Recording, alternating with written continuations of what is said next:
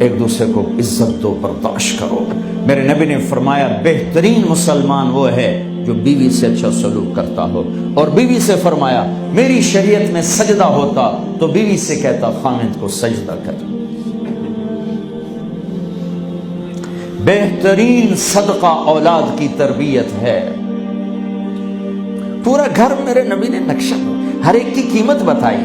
ماں تیرے قدموں تلے جنت، کا کاش میری ماں زندہ ہوتی، تم دیکھتے میں کیا کرتا، میں عشاء کی نماز کے مصلی پر ہوتا، میں سورۃ فاتحہ پڑھ رہا ہوتا، ادھر سے آواز آتی میری ماں کی محمد، تو میں نماز توڑ کے کہتا لبیک اماں جان۔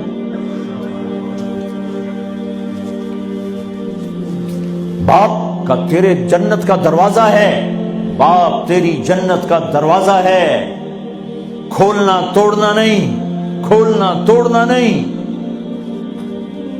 توڑ لیا تو جنت میں نہ جا سکو گے۔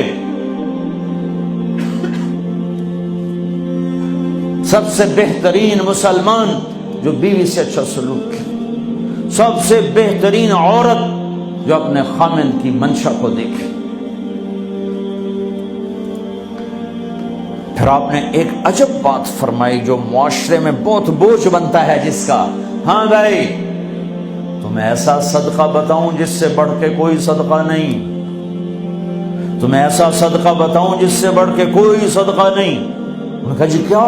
کہا الابنۃ المردودہ، جس کی بیٹی کو طلاق ہو گئی یا بیوہ ہو گئی اور گھر واپس آ گئی ماں باپ کے، یا ماں باپ نہیں ہے تو بھائی ہیں، وہ ایک بوجھ بنتی ہے ماں باپ پر بھی، اور بھائی تو ویسے ہی باغی ہو جاتے ہیں۔ میرے نبی نے فرمایا اس بچی پہ خرچ کرنا کائنات کا سب سے افضل صدقہ ہے۔ گھر، ایک گھر کیسے چلتا ہے؟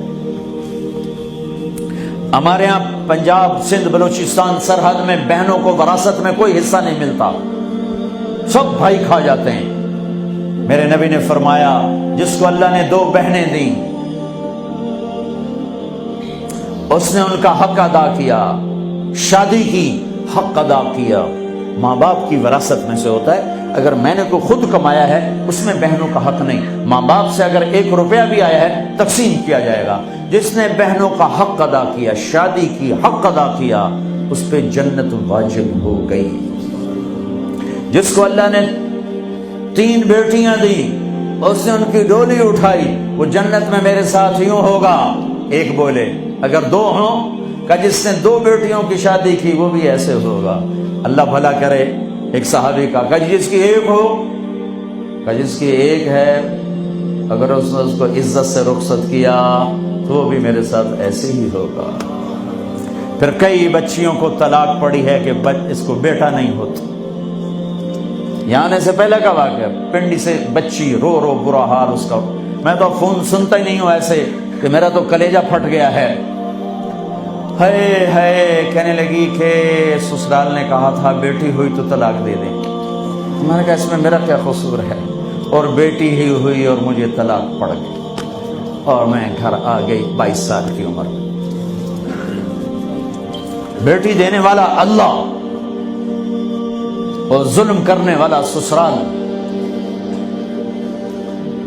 میرے نبی کو اللہ نے بیٹے دے کے اٹھا لیے، قاسم اٹھا لیے، عبداللہ اٹھا لیے، ابراہیم اٹھا لیے، 4 بیٹیاں دی، 3 زندگی میں اٹھا لی، زینب، ام کلثوم، رقیہ، تینوں آنکھوں کے سامنے چلی گئیں۔ فاطمہ سے نسل چلی، آپ نے فرمایا لوگوں کی نسل بیٹے سے چلتی ہے، میری نسل میری بیٹی فاطمہ سے چلی۔ اس لعنت کو دھویا۔ عورت کا کیا قصور ہے اگر اس بیچاری کو بچیاں ہو رہی؟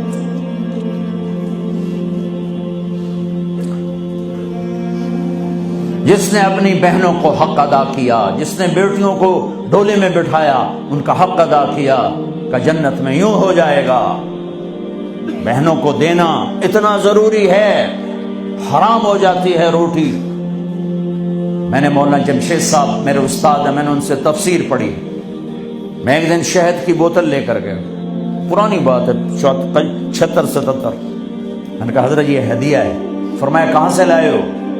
کہ میرے اپنے باپ کا ہے۔ فرمایا تیرے باپ نے اپنی بہنوں کو، تیرے باپ نے اپنی بہن یعنی میری پھوپھیوں کو، تیرے باپ نے اپنی بہنوں کو زمین میں سے حصہ دیا تھا؟ یہ سوال کیوں کیا؟ 10 روپے کی شہد کی بوتل تھی اس وقت، کہ اگر دیا تھا تو یہ میں لے لوں گا، اگر نہیں دیا تو پھر یہ حرام ہے، میں نہیں لوں گا، یہ مطلب